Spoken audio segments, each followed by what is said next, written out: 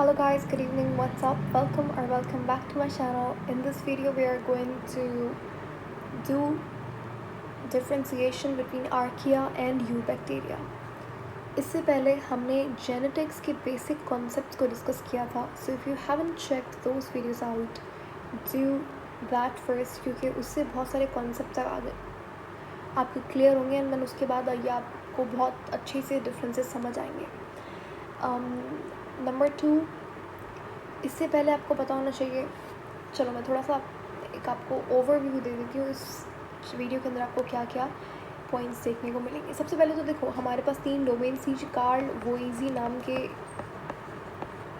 Sir Karl वोइजी ने domain system present किया था. उन्होंने प्रोकैरियोट्स को 2 अलग अलग डोमेन्स में डिवाइड कर दिया, एक आर्किया और एक बैक्टीरिया. ठीक है, तो हमारे पास अब यूकैरिया या फिर यूकैरियोट्स एक डोमेन हो गई और एक आर्किया हो गई, एक बैक्टीरिया हो गई. तो कहना ये है कि जो आर्किया और बैक्टीरिया हैं वो बहुत हद तक morphologically they are very similar to each other, but genetically उनका बहुत सारे आपस में डिफरेंसेस होता है. ठीक है, genetically they both are different but morphologically they both are same, almost same. दोनों यूनिसेल्युलर हैं, दोनों प्रोकैरियोट्स हैं, न्यूक्लियर एनवेलप नहीं होता, बहुत सारे ऑर्गेन्स भी नहीं होते हैं. ठीक है, लेकिन genetically there are lot of differences between both of them. Archaea और यूकैरियोट्स के जेनेटिकली बहुत सारे सिमिलैरिटीज़ हैं, आपस में रिजेम्बलेंस बहुत ज़्यादा है ऑन द जेनेटिक और मॉलिक्यूलर लेवल. ठीक है, चलो बात करते हैं. सबसे पहले तो एक चीज़ मैं आपको बता दूँ, एक्चुअली यूकैरियोट्स को यहाँ से हटा देते हैं हम लोग. ठीक है, just archaea and bacteria, archaea versus bacteria. Let's start. हमारे पास पॉइंट नंबर 1 है कि जो आर्किया की मेम्ब्रेन होती है, इनकी मेम्ब्रेन, बैक्टीरिया की मेम्ब्रेन सबको पता है. जैसे चलो प्लांट की मेम्ब्रेन बनी हुई होती है सेल्यूलोज से.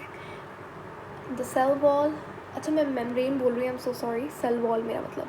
तो फंजाई की सेल वॉल बनी हुई होती है काइटिन से.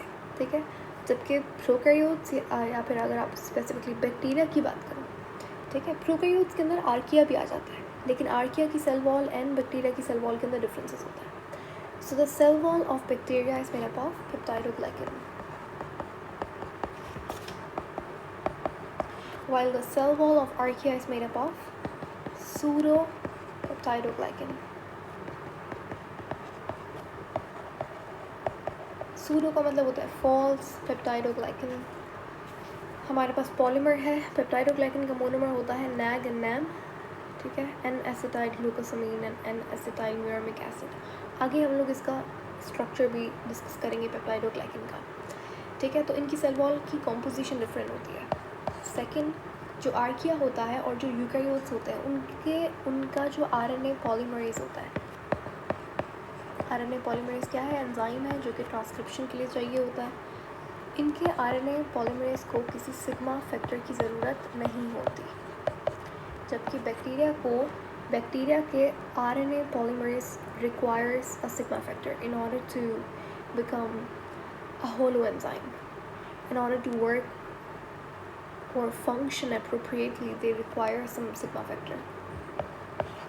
तीसरा हम लोग बात करेंगे, यानी कि तीसरा जो डिफरेंस है वो ये है कि जो आर्किया होता है, जो यूकैरियोट्स होता है, यानी कि हम लोग, हमारे पास जो जीन होता है वो कैसा होता है? वो मोनोसिस्ट्रॉनिक होता है. मोनोसिस्ट्रॉनिक का मतलब ये कि एक जीन एक ही टाइप ऑफ प्रोटीन बनाएगा, लेकिन जो बैक्टीरिया का जीन होता है, स्ट्रक्चरल जीन, वो क्या होता है? वो पॉलीसिस्ट्रॉनिक होता है.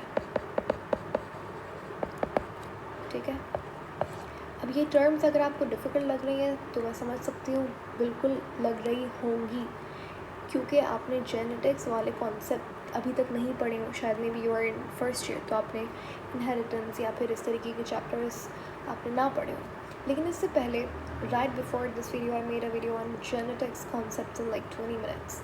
तो वहाँ पे explain you each and everything. ये जो मोनोसिस्ट्रॉनिक, पॉलीसिस्ट्रॉनिक, सिग्मा फैक्टर, इन सबको मैंने बहुत अच्छे से समझाया था, और बहुत बेसिक लेवल पे. ऐसा नहीं है you need to be in 12th grade in order to understand these concept. ऐसा नहीं है, आज समझो कल समझो, परफेक्टली फाइन, लेकिन in the end of the day your concepts must be clear regardless of what grade are you इन.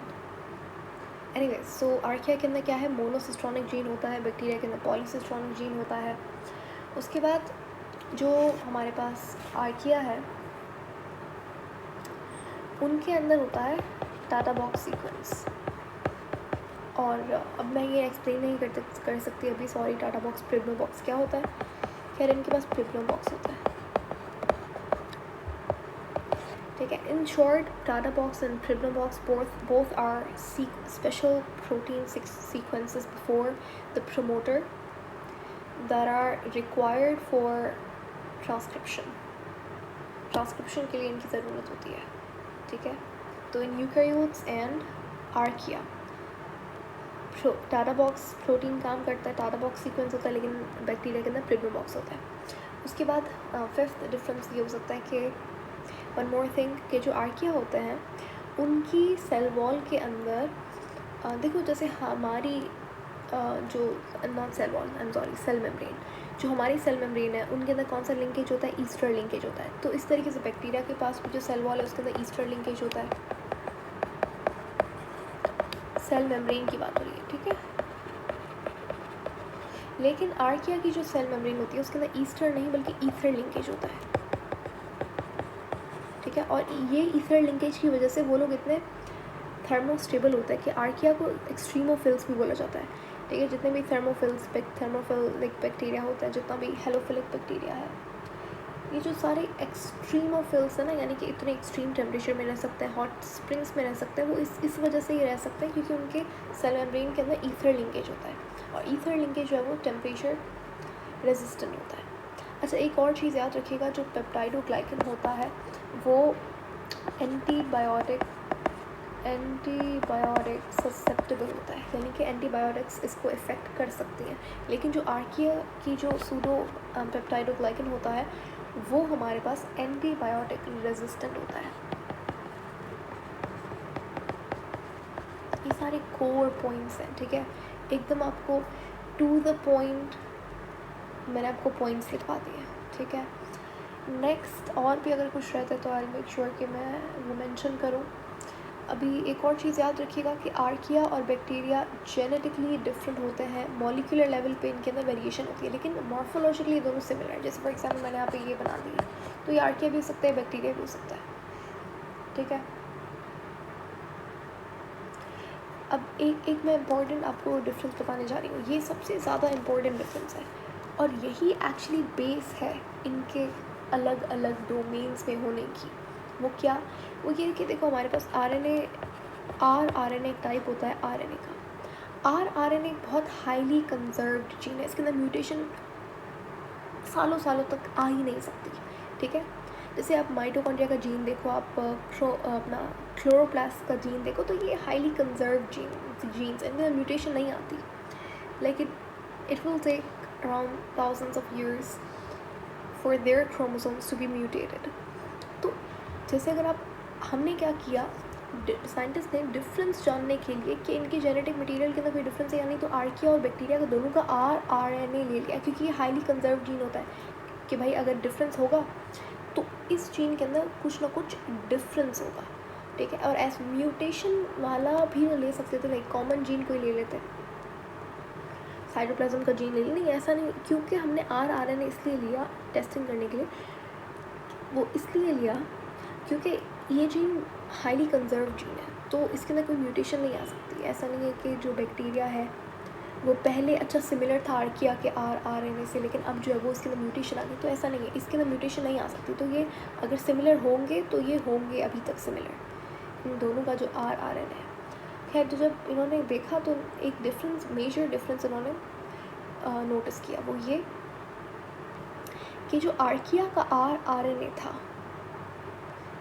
दोनों के आरएनए के अंदर तकरीबन 1500 न्यूक्लियोटाइड्स थे, लेकिन एक डिफरेंस इनको देखने को मिला, वो ये कि 910th जो न्यूक्लियोटाइड था,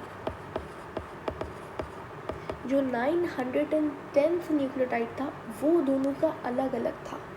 आर्किया के अंदर वो कोई और न्यूक्लियोटाइड था और बैक्टीरिया के अंदर कोई और न्यूक्लियोटाइड था। मैंने क्या बोला, आरएनए लिया, क्यों लिया? क्योंकि हाईली कंजर्व जीन है, ये देखने के लिए कि दोनों के अंदर कोई डिफरेंस है जेनेटिक्स के अंदर या फिर नहीं। तो हमने देखा कि इसके अंदर 1500 न्यूक्लियोटाइड्स हैं, लेकिन जो 910 वाला न्यूक्लियोटाइड है वो दोनों का अलग अलग है। इससे ये चीज़ प्रूव हो गई कि दोनों अलग अलग हैं, दोनों genetically they both are different. एक चीज़ याद रखना, दोनों का एंसेस्टर सेम है। कौन सा? प्रोटोबायन्स। प्रोटोबायन्स के बारे में मैंने बहुत अच्छे से आपको एक्सप्लेन किया हुआ है पहले। तो ये थे डिफरेंसेस। आई होप आपको बहुत अच्छे से चीज़ें समझ आई होंगी। अगर नहीं आई देन डेफिनेटली आपकी जेनेटिक्स के थोड़े से कॉन्सेप्ट्स पे काम करने की ज़रूरत है। Make sure you watch those videos again. और yes, this chapter is gonna be fun, क्योंकि इट्स अ टफ वन, और tough in a sense it's a long chapter.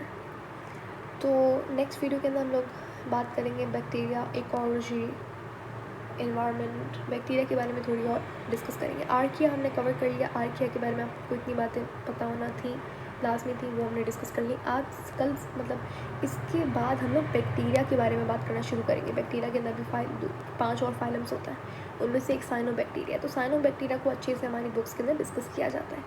और gram positive, gram negative bacteria हो गया, इनके बारे में। So see you later in that video. Until then, take care. Thank you so much for watching.